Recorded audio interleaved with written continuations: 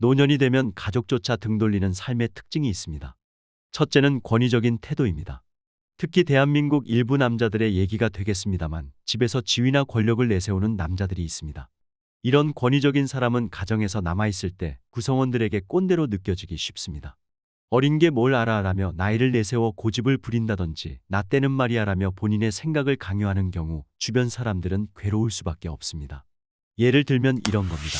외나무다리에서 70 먹은 노인과 17살 먹은 처녀가 만났다고 합니다. 누가 한 명 뒤로 빠져야 할 상황에 노인이 먼저 일갈합니다. 야, 어른이 가면 길을 비켜야지. 그러자 처녀가 말합니다. 왜 내가 비켜요? 화가 난 노인이 너는 장유유서도 몰라? 라고 합니다. 처녀가 어쩔 줄 몰라서 우물쭈물하고 있으니 노인이 말합니다. 장유유서란 어른과 아이 사이에 질서와 서열이 있는 것이다. 그러자 17살 먹은 처녀가 말합니다. 그럼 할아버지, 이거 모르세요? 뭐? 레이디 퍼스트요. 이것이 현재 우리 시대의 현실입니다. 서양과 동양의 문화가 얽혀서 지금은 어떠한 권위만 가지고 세상을 지배하는 시대는 지났습니다. 이것이 가족이 등 돌리는 원인 중 첫째입니다. 둘째는 가족 구성원들에게 원활하게 소통하는 방법입니다. 예전 우리 부모들은 자식이 말을 안 들으면 회초리나 매로 때리면서 가르쳤습니다. 그때는 그것이 당연한 것이었습니다. 지금은 어떤가요? 자식이 잘못해서 아버지가 체벌을 했다고 하면 난리가 납니다. 민주국가에서 이것은 용납이 안 됩니다. 또 예전에는 설거지나 밥 같은 집안일은 여자들이 많이 했습니다. 요즘은 이런 문화도 많이 바뀌었다는 것이 어느 부부가 설거지 때문에 부부 싸움을 해서 이혼까지 갔다고 합니다. 도대체 왜 설거지 때문에 싸웠냐 물었더니 말 한마디 때문이라고 합니다. 남편이 TV를 보다 말고 여보 당신도 TV 좀 봐. 내가 설거지 해줄게 하며 일어나서 설거지를 하러 가니까 듣고 있던 아내가 대뜸 여보 당신 말 조심해 라고 합니다. 남편이 당황하여 왜? 하고 물으니 내가 설거지 할 게지 왜 해줄게야. 설거지를 여자만 하라는 법이 있어 라고 이야기했다고 합니다. 그러자 남편도 지지 않고 내가 해주는 거지. 내가 언제 설거지 하는 거 봤어 라고 했다고 합니다. 이 말 한마디 때문에 싸움이 나서 결국 이혼까지 갔다는 웃지 못할 에피소드가 있었습니다. 그렇다면 가족에게 환영받는 삶은 무엇일까요? 간단합니다. 은퇴하고도 일을 하면 됩니다. 은퇴를 하게 되면 가족들은 그동안 돈 버느라 고생했으니 남은 인생은 여유있고 풍요롭게 살기를 원합니다. 외국 여행도 한 번씩 하고 주말에는 외식도 하면서 말이죠. 은퇴를 했는데도 삶의 여유가 없다면 가족들이 환영하지 않습니다. 그래서 여유 있는 노년을 보내고 싶다면 몇 시간이라도 일을 하는 것이 현명합니다. 물이 흐르지 않으면 썩게 되는 것처럼 나이가 들어서 활동하지 않으면 빨리 늙게 됩니다. 은퇴했다고 하루 세끼 집에서 밥 해주기만을 바라면서 소위 삼식이처럼 집에만 있으면 가족의 환영을 받지 못합니다. 그래서 경제활동도 해야 되고 취미활동도 해야 되고 사회봉사활동도 해야 합니다. 사교활동으로 특히 SNS를 통해서 페이스북도 하고 유튜브를 하지 않더라도 보기도 하고 이메일로 주고받으면서 세상과 트렌드에 맞게 살아야 가족이 환영합니다. 요즘 나이 들었다고 옹고집으로 폴더폰 가지고 다니면서 카톡도 안 하는 사람이 있습니다. 세상은 계속 변해가는데 자기 생각에만 갇혀있는 사람은 가족들에게 꼰대 소리 듣고 환영받지 못합니다. 노후 대비를 자식들이 해주던 시대는 끝났습니다. 이제는 자식도 남입니다. 예전 농경사회였을 때는 농토가 재산이다 보니 아버지가 죽으면 농토는 맏아들이 가집니다. 그러니까 모두 아들 낳기를 바라고 맏아들은 죽을 때까지 보호하는 겁니다. 그런데 요새는 자식도 남이고 상속받는 것도 전부 똑같이 나눠 갖게 되고 시집간 딸에게도 줘야 합니다. 그리고 우리는 마지막에 어디로 갈까요? 자식들이 아니라 요양병원이나 요양원에 가야 합니다. 가족들이 언제까지나 나를 케어해주고 보호해줄 거라고 기대하는 것은 환영받는 일이 아닙니다. 다양한 매체에서 은퇴 후 실패 없는 노년을 위해서 미리 대비해야 된다는 이야기 참 많이 합니다. 원하지 않아도 누구나 은퇴는 필수입니다. 그렇다면 은퇴 준비를 제대로 하지 않은 소위 5060 세대에게는 어떤 노년 리스크가 생길까요? 첫째, 돈이 없는 것입니다. 우리나라는 세계 10번째 경제대국인데도 불구하고 노인 빈곤율 1위, 노인 자살률도 1위라고 합니다. 노인들이 불행한 나라라고 할 수 있습니다. 은퇴 후 연금이 충분합니까? 가지고 있는 주식이나 부동산이 있습니까? 통장에 현금이 있습니까? 늙을수록 돈이 있어야 하는데 이것이 첫 번째 리스크입니다. 두 번째는 오래 사는 것입니다. 장수하는 것은 좋은 일이지만 오래 살면서 건강이 나쁘다면 다 소용없습니다. 가난하고 병 있고 소외되고 고독한데 나이만 먹어서 뭐합니까? 이것은 오히려 비극입니다. 오래 사는 것이 두 번째 리스크입니다. 세 번째는 시간이 많은 것입니다. 나이 들수록 시간이 많아집니다.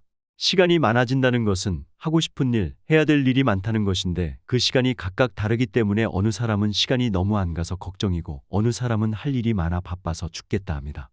시간이 많다 보니 할 일이 없어 외롭고 우울해지는 경우도 생깁니다. 시간이 많은 것이 세 번째 리스크입니다. 그러면 이 세 가지 리스크 관리를 어떻게 해야 하는지 말씀드리겠습니다. 먼저 돈이 없는 리스크는 어떻게 해야 할까요? 노후 자금은 스스로 관리해야 합니다. 스스로 노후 자금을 관리해야 된다는 것은 개인연금이나 주택연금 같은 연금이 우선 바탕이 되고 그 다음 부동산을 한다거나 주식을 하는 등 분산 투자해서 안정된 경제 생활을 할 수 있게 만드는 것이 노후 자금 관리의 핵심입니다. 우리 주변에는 노후에 파산해서 비참하게 살아가는 사람들을 어렵지 않게 볼 수 있습니다.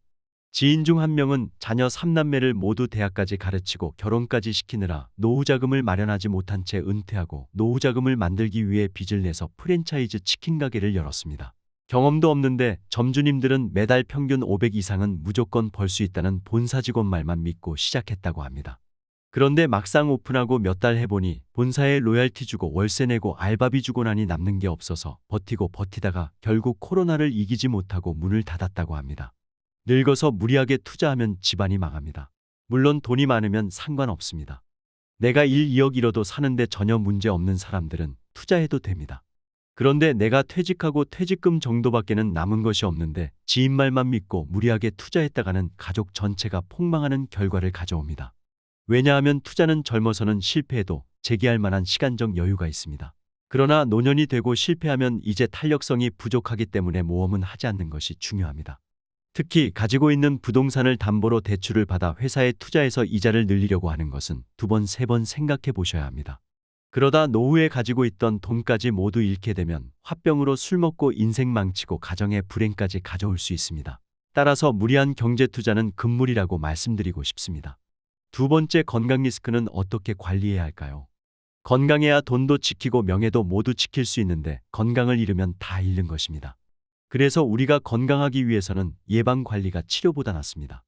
꾸준히 운동하고 좋은 음식 골라 먹고 영양 보충하는 것뿐만 아니라 생명보험이나 암보험, 자동차 보험 같은 보험도 잘 가입해 두는 것이 좋습니다. 저희 부모님이 심근경색으로 병원에 입원했다가 퇴원할 때 보니까 입원비가 만만치 않았습니다. 보험이 없었던 부모님은 걱정이 많았습니다. 뒤늦게 보험을 가입하려고 보니 한 번 걸린 병은 보험도 되지 않고 나이가 80이 넘으니 이제 보험을 들고 싶어도 못 듭니다. 누구나 병에 걸립니다. 안 걸리는 사람은 거의 없습니다. 그래서 이런 부분까지도 미리 준비해야 되는 일입니다. 아프면 일반 병원에 가든 한의원에 가든 대체의학을 하든 간에 적극적으로 치료하는 것을 게을리하지 마세요. 늘 우리가 명심해야 될 것은 돈 버느라 건강 해치는 건 바보 같은 짓이라는 겁니다.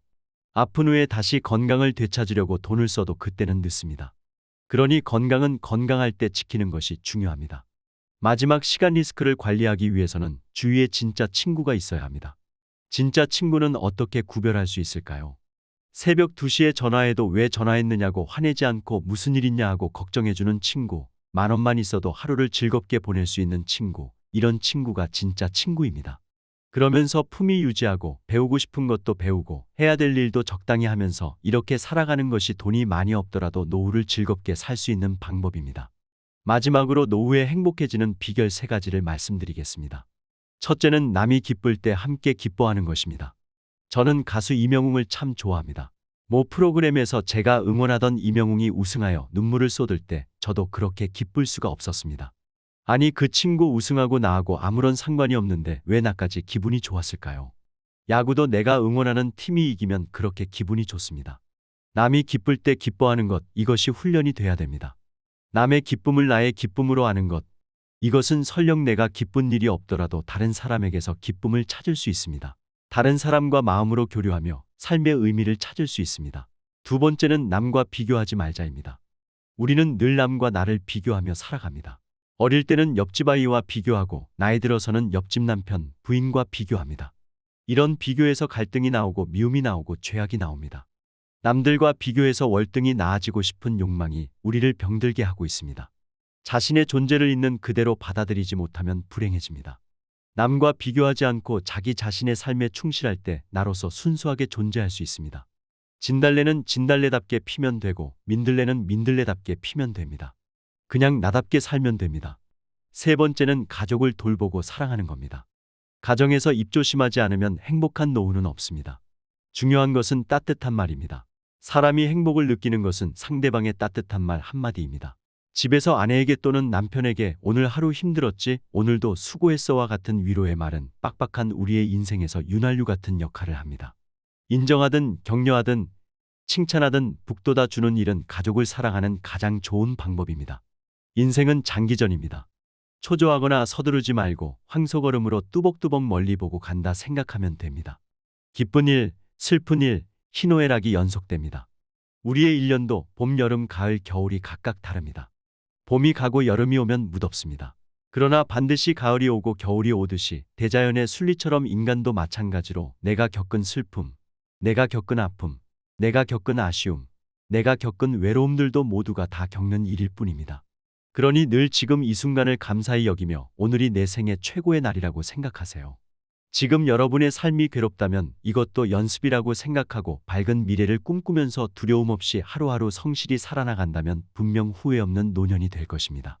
여러분은 그런 지혜로운 삶을 살기를 바랍니다. 오늘 내용 도움이 되셨나요? 도움이 되셨다면 주변 지인분들께도 오늘 영상 많이 공유해 주시고요. 저는 다음 시간에 시니어분들께 더욱더 도움되는 정보로 다시 찾아오겠습니다. 오늘도 끝까지 시청해 주셔서 감사합니다.